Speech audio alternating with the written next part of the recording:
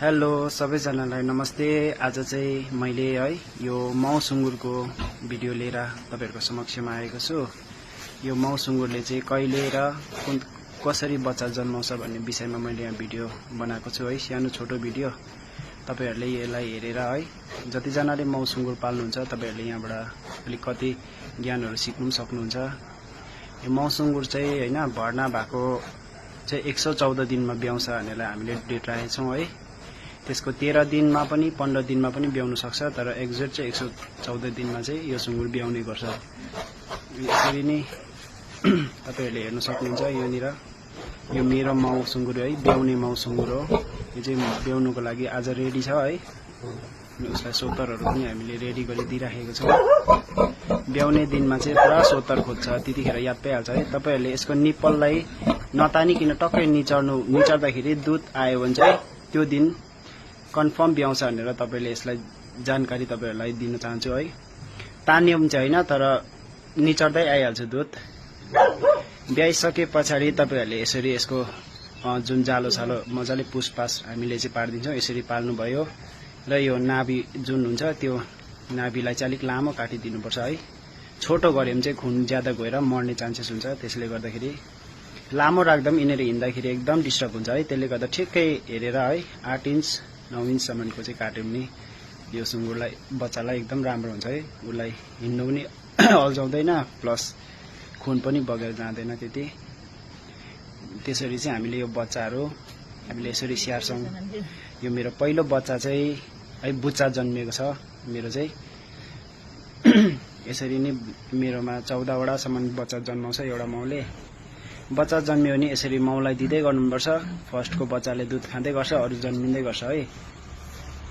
अनि सबै छुटाउँदा हुन्छ। कति माउहरु एकदम एग्रेसिभ हुन्छ है, त्यतिखेर चाहिँ तपाईहरुले बाहिर निकालेर भरै दिन सक्नुहुन्छ।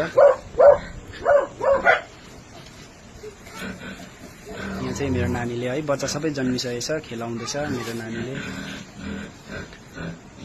माउ सुतिरहेछ।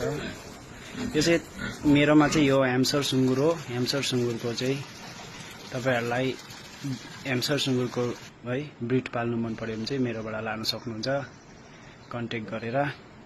बच्चा चाहिँ यसरी माउमाथि सुत्नु रुचाउँछ है। तातो हुन्छ माउमाथि, अन्त यसरी सबै मिलेर सुत्छ। तर निदाउनेहरु लडी झडिहाल्छ हो। फेरि चढ्यो, फेरि निदाउँछ, फेरि लडी झर्छ। यसो गरेर बच्चाहरु खेल्छ यिनीहरुको बच्चाहरु। यो खालको सुँगुर तपाई पाल्नु भयो भने चाहिँ यसमा चाहिँ त्यति नोक्सान छैन है। यो सुँगुर मज्जाले बढ्छ, खानपिन मज्जाले पुग्यो नि यो ठुलो सम्म हुन्छ है। यसरी बच्चाहरु म बाहिर पनि छोड्ने गर्छु।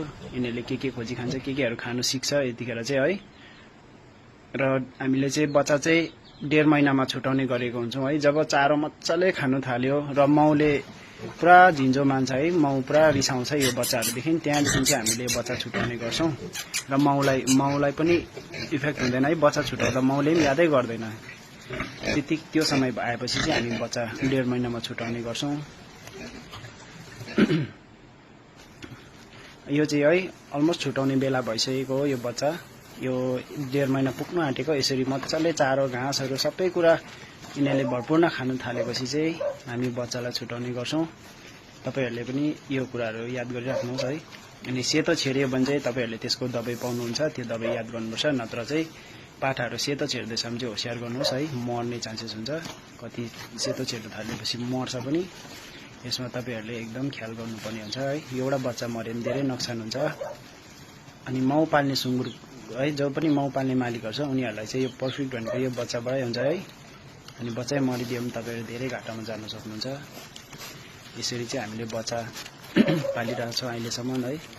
धेरै माउहरु छ, तपाईहरुलाई बच्चा चाहियो भने कन्ट्याक्ट गर्नुहुन्छ। जोडी राख्न सक्छ सानोमा चाहिँ। यिनीहरुलाई चाहिँ काठको भन्दाखेरि अझै सिमेन्टको फ्लोरमा अझै यिनीहरु राम्रोसँगले उठिन्छ है। यिनीहरु पक्का बदमास हुन्छ हो। त्यसले गर्दाखेरि काठ चाहिँ खाइहाल्ने चान्सेस हुन्छ। मैले सिमेन्टमा पालेको छु। बाँसको पनि बनाउन सक्नुहुन्छ तपाईहरुले। त्यसै गरी यो चाहिँ अब भर्ना हुने बेला भइसकेको है। यो 8 महिनामा यिनीहरु फेरि भर्ना हुन्छ है। अनि त्यसको फेरि 114 दिनमा पर्खेपछि फेरि ब्याइहाल्छ बच्चा है, अर्को फेरि ब्याइहाल्छ। यो चाहिँ अब क्रसिङको निक टाइम आइपुगेको छ है। थ्याङ्क यू, तपाईँहरूलाई धेरै धेरै धन्यवाद।